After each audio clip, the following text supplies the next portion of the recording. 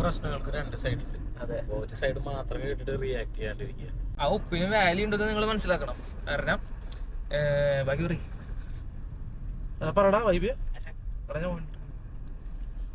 ഇപ്പൊ ഭീഷണി കാര്യങ്ങളൊന്നല്ല, അറിയാത്തവർക്ക് വേണ്ടി പറഞ്ഞു തരുന്നതാണ്. ഇതിപ്പോ നാട്ടുകാരുടെ ഒരു കുഞ്ഞൊരു കുസൃതി അത്ര മാത്രമേ ഉണ്ട്. നമ്മുടെ നാട്ടുകാര് നമ്മൾ ഈ നാട്ടുകാരുടെ അത് കാരണം നമ്മൾ ആരും വെറുപ്പിക്കാനും കാര്യങ്ങളൊന്നുമില്ല. കമന്റ്സിലൊക്കെ ഉണ്ടായിരുന്നതാണ് ഒരു ചൊറിച്ചില്.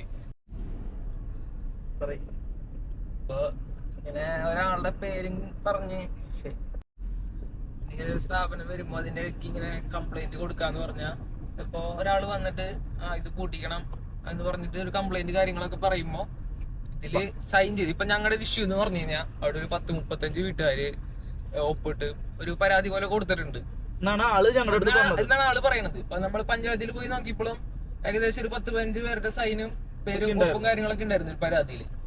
അപ്പൊ പിന്നെ ഞങ്ങളുടെ അടുത്ത് വന്ന് സംസാരിച്ചവരൊന്നും, ഈ ഒപ്പിട്ട് കൊടുത്തവരൊന്നും വന്നിട്ടില്ല. ആകെ ഒരു 7 പേരാണ് നമ്മുടെ അടുത്ത് വന്ന് സംസാരിച്ചത്. എന്ന് പറഞ്ഞു കഴിഞ്ഞാൽ ഒരാൾക്ക് ഒരു കംപ്ലൈന്റ് ഉണ്ട്, അപ്പൊ ആള് കുറച്ച് ആൾക്കാരെ വിളിച്ചു കൂട്ടി ഒപ്പ് ശേഖരിച്ച് കംപ്ലൈന്റ് കൊടുക്കുന്നുണ്ട്. അപ്പൊ ഈ ഒപ്പ് ഇട്ട് കൊടുക്കുന്ന ആൾക്കാർ ശ്രദ്ധിക്കേണ്ടതെന്ന് വെച്ച് കഴിഞ്ഞാൽ അവർക്കും അവര് വെറുതെ ഒരു ഒപ്പല്ലേ എന്ന് വെച്ച് ഇടുന്ന ആൾക്കാരുണ്ട്.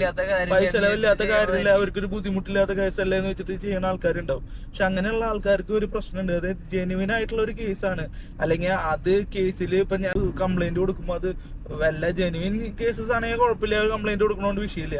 അല്ലാത്ത പക്ഷം ഇത് വെറുതെ ഒരാൾക്ക് വേണ്ടിയിട്ട് ചുമ്മാ ഒരു കേസ് കൊടുത്തിരുന്ന പോലെ കൊടുത്തിട്ട് കഴിഞ്ഞ് കഴിഞ്ഞാൽ അവർക്കും കിട്ടും ഒരു പണി പോലെ കിട്ടും. അപ്പൊ അങ്ങനെ എല്ലായിടത്തും വെറുതെ ഒരാവശ്യമില്ലാണ്ട് ഇട്ട് കൊടുക്കണ ഒരു സംഭവമല്ല, അതിനൊരു വാല്യൂ ഉണ്ട്. അതുകൊണ്ടുണ്ടാവുന്ന പ്രശ്നങ്ങളും ഈക്വലി എല്ലാവരും ബാധിക്കുന്നതാണ്. ഈ ഒരാള് എന്തെങ്കിലും ഒരു കാര്യം പറഞ്ഞു ഇതിലൊന്ന് ഒപ്പിടുന്ന് പറഞ്ഞു കഴിഞ്ഞാൽ നമ്മൾ ആരും ഇട്ട് കൊടുക്കുന്ന കാര്യമല്ല. പക്ഷെ ഇത് ചെയ്യുമ്പോഴും അതുപോലെ തന്നെ, ഈ ഞങ്ങളുടെ കാര്യത്തിലും അതുപോലെ തന്നെ ഇതിന്റെ എന്തെങ്കിലും ആഫ്റ്റർ എഫക്ട്സ് ഉണ്ടായി കഴിഞ്ഞാൽ ഈ ഒരാൾക്ക് ആരാണോ നിങ്ങളെ കൊണ്ട് ഒപ്പിടിക്കുന്നത് ആ ഒരാൾക്ക് മാത്രം ബാധിക്കുന്ന കാര്യങ്ങളല്ല.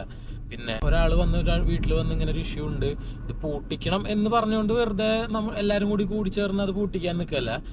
എന്താണ് റീസൺ, എന്തുകൊണ്ട് നമ്മളത് ചെയ്യണം, അത് വാലിഡ് ആയിട്ടുള്ള റീസൺ ആണോ എന്നും കൂടി അറിയണം. ഇപ്പോൾ ഡോക്യുമെന്റ്സ് ഇല്ല, പിന്നെ പെർമിറ്റ് ഇല്ല, അങ്ങനെ കുറെ റീസൺസ് പറയണത് കേട്ടു. അതിൽ ആ റീസൺസ് ഒക്കെ വാലിഡ് ആണോ എന്ന് വിലയിരുത്തിയിട്ട് നിങ്ങളുടെ ഒപ്പിടുക. അല്ലാണ്ട് ഒരാൾ വന്ന് പറഞ്ഞു എന്ന് വിചാരിച്ച് ആ ഒരാളെ ഒരു വ്യക്തിനെ വിശ്വസിച്ച് അതിൽ ഒപ്പിട്ട് കൊടുക്കരുത്. കാരണം ആ ചേട്ടന് നമ്മളോട് കുറച്ച് പ്രശ്നങ്ങളും കാര്യങ്ങളൊക്കെ ഉണ്ട്. അപ്പൊ അതിന്റെ ബേസിലാണ് ആള് ഇവിടുത്തെ നാട്ടുകാരൊക്കെ തെറ്റിദ്ധരിപ്പിച്ചിട്ടാണ് ഒപ്പിടിപ്പിച്ചത്. പക്ഷെ ഇത് കഴിഞ്ഞ് ഇപ്പൊ ഞങ്ങളുടെ കേസ് മാത്രമല്ല, ആരായാലും അവിടുത്തെ ആളുകളെ വെറുപ്പിക്കണ്ടെന്ന് വെച്ചിട്ടാണ് നമ്മൾ ഇതിന്റെ പിന്നാലെ പോവാത്തത്.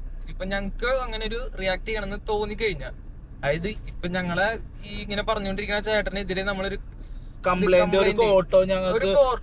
നമ്മളൊരു കേസ് ഫയൽ ചെയ്ത് കഴിഞ്ഞു കഴിഞ്ഞാൽ ഒപ്പിട്ടവരും എല്ലാവർക്കും ബാധകമാണ്. കാരണം ഈക്വലി പറയുന്നുണ്ട്, അത് നമ്മൾ ഇട്ടിട്ടില്ല. ആ ചേട്ടൻ വന്നിട്ട് ഞങ്ങള് ഇവിടെ എത്ര പേരുണ്ട്, ഞങ്ങൾ ഇതിൽ ഒപ്പിട്ട് കൊടുക്കും, ഞങ്ങൾ കോർട്ടിൽ കേസ് ഫയൽ ചെയ്യുന്നൊക്കെ പറഞ്ഞ് നമ്മളെ ഭീഷണിപ്പെടുത്തി. പിന്നെ നമ്മൾ ഇങ്ങനെ ഒരു ഇത് കൊടുത്ത കാരണം, അങ്ങനെ ഒരു സ്ഥാപനത്തിനെതിരെ ഉള്ള കേസൊക്കെ പോലെ കൊടുത്തു കഴിഞ്ഞു കഴിഞ്ഞാൽ ഇൻ കേസ് എന്തെങ്കിലും സ്റ്റേയോ കാര്യങ്ങളോ വന്നാൽ, ഇതിപ്പോ ഭീഷണി കാര്യങ്ങളൊന്നല്ല, അറിയാത്തവർക്ക് വേണ്ടി പറഞ്ഞു തരുന്നതാണ്. കാരണം ഒരാളുടെ വാക്കും കേട്ടിട്ട് പോയി ഇതുപോലെ പണി വാങ്ങിക്കരുതെന്ന് വിചാരിച്ച് പറഞ്ഞു തരുന്നതാണ്. അപ്പൊ ഒരു സ്റ്റോപ്പ് മെമ്മോ കിട്ടി. ഇപ്പൊ കോർട്ടിൽ ഇതുപോലെ ഒരു മാസിക കംപ്ലൈന്റ് കൊടുത്തൊരു സ്റ്റോപ്പ് മെമ്മോ കിട്ടിക്കഴിഞ്ഞാൽ നമ്മുടെ കയ്യിൽ പേപ്പർ കാര്യങ്ങളെല്ലാം ഓക്കെയാണ്. ഒരു കോർട്ടിൽ ഒരു കംപ്ലൈന്റ് കൊടുത്തു അത് ആർക്ക് വേണമെങ്കിലും കൊടുക്കാം. അതുപോലെ സ്റ്റേയും കിട്ടാം. ആർക്ക് വേണമെങ്കിലും കൊടുത്ത് കോടതിക്ക് കേസ് കൊടുത്തു കഴിഞ്ഞാൽ സ്റ്റേ കിട്ടും. പക്ഷെ സ്റ്റേ കിട്ടിയിട്ട് നമുക്ക് ഇപ്പൊ ഒരു 10 ദിവസം അടച്ചു കിട്ടുമെങ്കിൽ ആ 10 ദിവസം അടച്ചിട്ട് ഈ സ്റ്റേ റിട്രീവ് ചെയ്തെടുക്കാൻ പറ്റും. അതായത് നമ്മള് ഈ കോടതി ചോദിക്കും ഡോക്യുമെന്റ്സ് ഉണ്ടോ, പൊല്യൂഷൻ എല്ലാ കാര്യങ്ങളും ഉണ്ടോ എന്ന് ചോദിക്കുമ്പോൾ നമ്മളത് സബ്മിറ്റ് ചെയ്താൽ സ്റ്റേ എടുക്കും. പക്ഷെ അത് കഴിഞ്ഞിട്ട് സ്റ്റേ എടുത്തു കഴിഞ്ഞാൽ നമ്മൾ തിരിച്ച് ഞങ്ങൾക്ക് ഇത്ര നഷ്ടം ഉണ്ടായെന്ന് പറഞ്ഞിട്ട് നമ്മളിപ്പോ ഈ കേസ് കൊടുത്ത സ്റ്റേ കൊടുത്ത ആൾക്കാർക്കെതിരെ നമ്മൾ ഒരു പരാതി കൊടുക്കുകയാണെങ്കിൽ ഈ പറഞ്ഞ് നമുക്ക് വന്ന് നഷ്ടം തരാൻ അവര് ബാധ്യസ്ഥരാണ്. അപ്പൊ അതാരണം ഒപ്പിടുമ്പോ എല്ലാവരും സൂക്ഷിച്ചും കണ്ട് ഒപ്പിടുക. ഇപ്പൊ നമ്മളൊന്നും ചെയ്യണില്ല. ഇനി നമുക്കെതിരെ കാര്യങ്ങളൊക്കെ വന്നു കഴിഞ്ഞാൽ, നമുക്ക് റിയാക്ട് ചെയ്യണമെന്ന് തോന്നിക്കഴിഞ്ഞാൽ വേറെ വഴിയില്ല. ഇതിപ്പോ നാട്ടുകാരുടെ ഒരു കുഞ്ഞൊരു കുസൃതി അത്ര മാത്രമേ ഉണ്ട്. നമ്മുടെ നാട്ടുകാര് അവർക്ക് അങ്ങനെ ഒരു കൺസേൺ ഉണ്ട്. അത് വേറെ വഴികളുണ്ടായിരുന്നു, പക്ഷെ അവര് ആ വഴി ചൂസ് ചെയ്തു. ഇപ്പൊ നമ്മൾ ഈ നാട്ടുകാരുടെ അത് കാരണം നമ്മളാരും വെറുപ്പിക്കാനും കാര്യങ്ങളൊന്നുമില്ല. ഇപ്പൊ ചിലവരുടെ ഒരു മെന്റാലിറ്റി, അത് അതിന് പുറകില് വേറെ കാര്യങ്ങളുണ്ട്, അതൊന്നും നിങ്ങൾക്ക് അറിയില്ല എന്ന് വരാം. അപ്പൊ അങ്ങനെ ഒപ്പിട്ട് കൊടുക്കുമ്പോഴൊക്കെ ഒന്ന് ശ്രദ്ധിക്കുക. അത് ആരായാലും നമ്മുടെ കേസിന് മാത്രല്ല, ഇങ്ങനെ ഒരു സംരംഭം പൂട്ടിക്കാനൊക്കെ ആയിട്ട് ചിലവർക്ക് ഒരു ഇതുണ്ടാവും. കാരണം എന്താ പറയാ, മറ്റുള്ളവര് വളരണത് കാണുമ്പോ ഒരു ഇത് നമ്മുടെ കമന്റ്സിലൊക്കെ ഉണ്ടായിരുന്നു സാധനം, ഒരു ചൊറിച്ചില്. അതിന്റെയൊക്കെ പിന്നാലെ പോവാണ്ടിരിക്കുക, എല്ലാം അറിഞ്ഞതിന് ശേഷം ഒപ്പിട്ട് കൊടുക്കുക. അപ്പൊ നമ്മുടെ അവിടെ കുറച്ച് പേര് ഇതുപോലെ ഒന്നറിയാണ്ട് സൈൻ ചെയ്ത് കൊടുത്തിട്ടുണ്ട്. അപ്പൊ ഒന്നറിയാത്ത അത് കാരണം റിയാക്ട് ചെയ്യാണ്ടിരിക്കുന്നത്. എല്ലാ പ്രശ്നങ്ങൾക്കും രണ്ട് സൈഡ് ഉണ്ട്. അതെ, ഒരു സൈഡ് മാത്രം കേട്ടിട്ട് റിയാക്ട് ചെയ്യാണ്ടിരിക്കുക, രണ്ട് സൈഡും കേൾക്കുക. ഞങ്ങൾ ഓപ്പൺ ആണ്, എന്ന് വന്ന് എന്ത് കാര്യം എന്ന് പറഞ്ഞാലും ഞങ്ങളത് എന്തൊക്കെയാണ് സംഭവം എന്നുള്ള രീതിയിൽ പറഞ്ഞ് മനസ്സിലാക്കാൻ ഞങ്ങൾ റെഡിയാണ്. അപ്പൊ രണ്ട് സൈഡും കൂടി കേട്ടിട്ട് നിങ്ങൾ അതിൻ്റെതായ തീരുമാനങ്ങൾ എടുക്കുക, പോയി പെടാണ്ടിരിക്കുക.